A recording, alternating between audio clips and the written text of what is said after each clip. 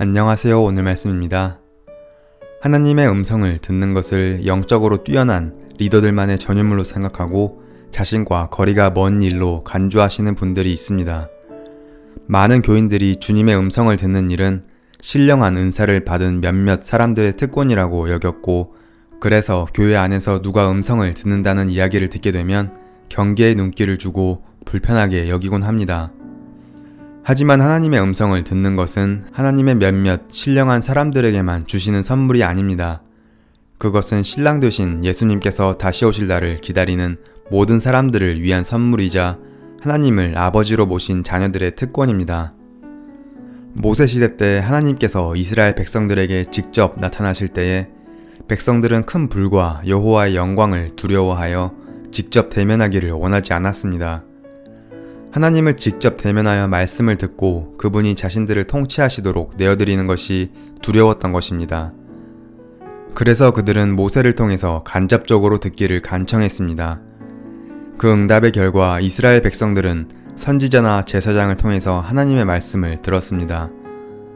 민수기 6장에 하나님께서는 놀라운 축복의 말씀을 이스라엘 백성에게 주고 계시는 장면이 나옵니다. 여호와는 그 얼굴을 내게로 향하여 드사 평강 주시기를 원하노라 할지니라 하라. 그런데 이 말씀을 보면 원하노라 할지니라 하라 라고 간접화법으로 되어 있습니다. 그 이유는 하나님께서 먼저 모세에게 말씀하시고 모세는 그것을 아론과 그 아들들에게 말하고 그것을 다시 이스라엘 백성에게 전하도록 순서를 정하셨기 때문입니다. 그 놀라운 은혜의 말씀을 이스라엘 백성들은 직접 듣지 못했습니다.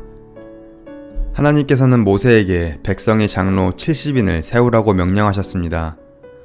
모세만이 아니라 그들을 통해서도 말씀하시기를 원하셨던 것입니다. 하나님은 구름 가운데서 강림하셔서 모세에게 말씀하시고 그에게 임한 영을 장막에 모인 장로들에게도 임하게 하셨습니다. 그때 지명된 자 중에 2명이 진영에 머물고 장막에 나아가지 않았는데 그들에게도 예언이 임했습니다. 여호수아는 모세를 위해 그들이 예언하는 것을 제지하도록 모세에게 청하자 모세는 이렇게 대답했습니다. 내가 나를 두고 시기하느냐? 여호와께서 그의 영을 그의 모든 백성에게 주사 다 선지자가 되게 하시기를 원하노라. 하나님께서는 모든 사람에게 하나님의 영이 부어지기를 소망하는 모세를 특별히 쓰셔서 자신의 말씀의 통로로 사용하셨습니다. 우리는 이 점을 주목할 필요가 있습니다. 모세가 열린 마음을 가지고 있었기에 하나님의 쓰임을 받아 말씀의 통로가 된 것입니다. 우리는 지금도 이스라엘 백성처럼 행동하고 있습니다. 누군가 큰 은혜를 받고 영적 은사를 받았다고 하면 그 사람을 통해서 나에게 주실 하나님의 말씀에 관심을 갖습니다. 하지만 내가 직접 하나님께 듣는 수고로움은 원하지 않습니다. 우리가 하나님께 직접 나아가기를 꺼려하는 이유는 하나님이 말씀하시는 내용이 내 생각과 다를지 모른다는 불안감 때문일 수도 있습니다. 또 하나님의 음성을 듣는 과정 자체가 그렇게 쉬운 것은 아니기 때문입니다. 때로는 무릎을 꿇어야 하고 어떤 때는 몇 날 며칠을 기도하며 기다려야 합니다.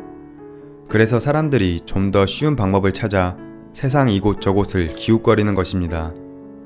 누군가 나 대신 하나님의 음성을 듣고 이야기해주면 좋겠다는 것입니다. 만약 제가 아들에게 아빠로서 해줄 이야기가 있다고 가정해봅시다. 그런데 직접 이야기하지 않고 친구에게 가서 미안하지만 내 아들한테 이렇게 좀 전해주겠니? 라고 부탁한다면 얼마나 우스꽝스럽고 이상할까요?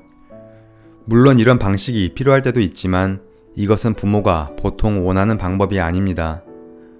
하나님도 마찬가지로 자녀인 우리에게 직접 말씀하시기를 원하십니다.